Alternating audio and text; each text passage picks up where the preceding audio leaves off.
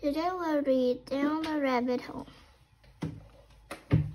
Alice was beginning to get very tired of sitting by her sister on the bank and having nothing to do. Once or twice, she had peeped into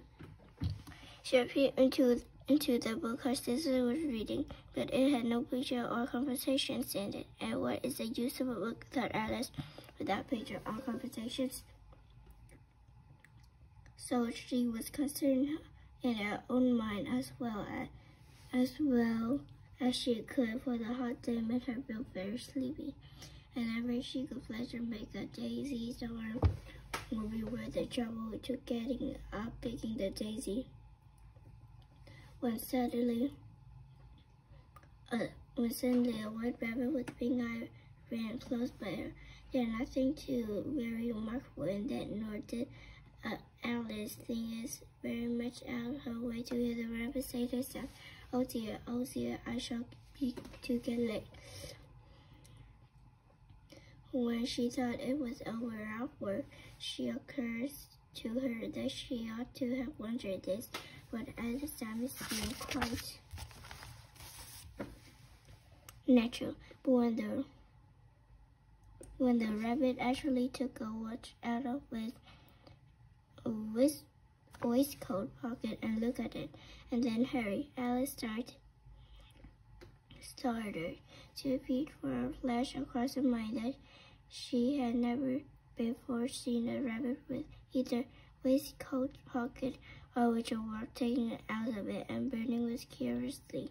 She ran across the field after it and was just in time to see it pop down a large rabbit hole under the hedge. In another moment, down went at least after it, never more concerning how in the world she was going to get out. The rabbit hole went straight on like a tunnel for some distance and then tipped suddenly down, so suddenly that Alice did not a moment to think about stopping herself before she found herself falling down that seemed to be very deep well. Either the well was very deep, or she fell to look about her to wonder what was going to happen next. First, she tried to look down and make out what she was coming to, but it was too dark to see anything.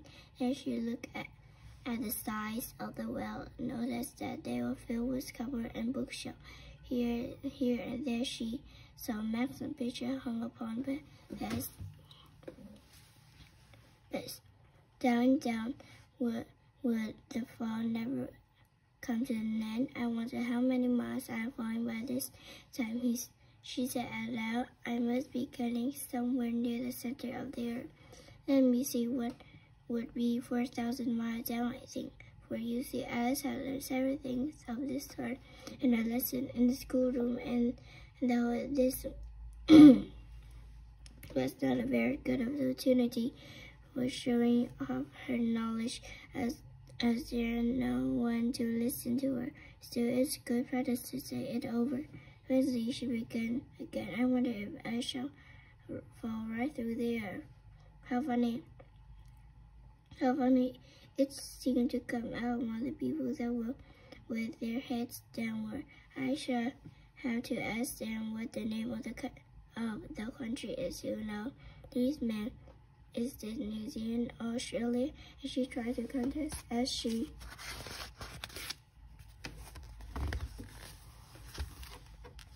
spoke. Constantly as you fly into the air, do you think you could manage it? And what a silly little girl she thinks for asking.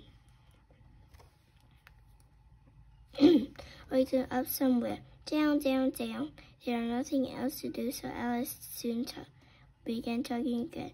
Giants miss me very much tonight, I should think. Then was the cat. I hope they remember her sausage of milk at tea time. Diane, my dear, I wish you were down here with me. There are no mice in the air, I'm afraid, but you got your bed, and there is very like a mouse. You know, But do cats eat bats, I wonder? And here Alice began to get rather sleepy and went on saying in herself in a dreamy sort of way, do cats eat bats? Do cats eat bats? And sometimes do bats eat cats? For you to see, as she couldn't answer either question, she didn't much matter which way she put it. She felt that she was dozing off and just began to dream that she was walking hand in hand with Diane and was saying to very earnest, now Diane, tell me the truth. Did you ever eat a bat? When suddenly, thump, thump, down she came over her head of the stick and dreaded and was fall over. Alice was not a bit hurt, and she jumped up into her feet in the moment.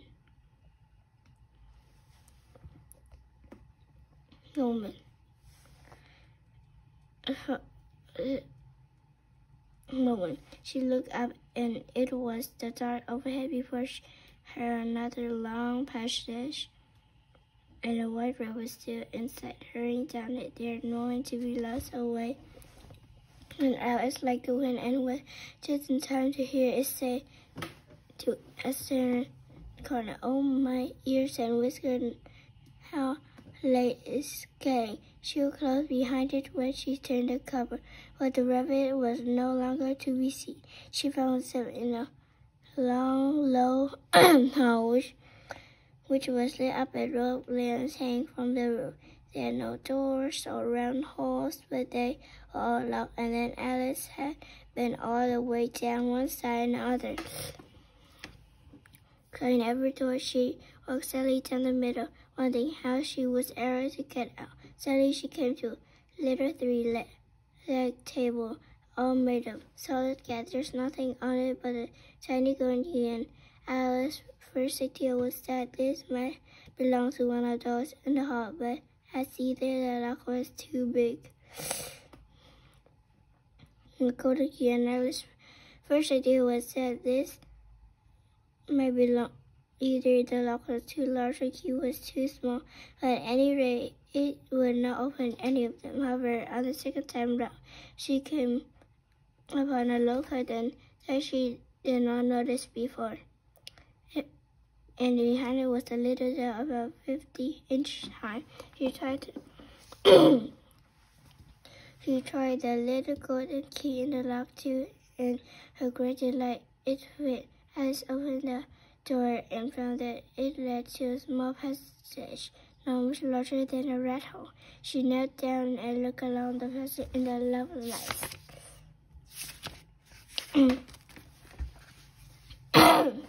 Lauren, you ever saw that? She longed to get out the dark hall and wander among those beds of bright flowers and those cool fountains that she could not even get her head through the doorway. Even if my head would go through, thought poor Alice, it would be very little use without my shoulders. Oh, how I wish I could shut up like a telescope. I think I could if I only knew how to begin.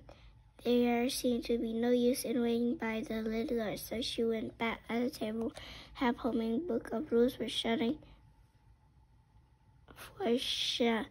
finding a little bottle in it, which searching was not there before, said Alice, and she tied it around the neck of the bottle was a paper label with the word "Drink Me" beautifully printed on it in large letters. Okay, this end. Bye.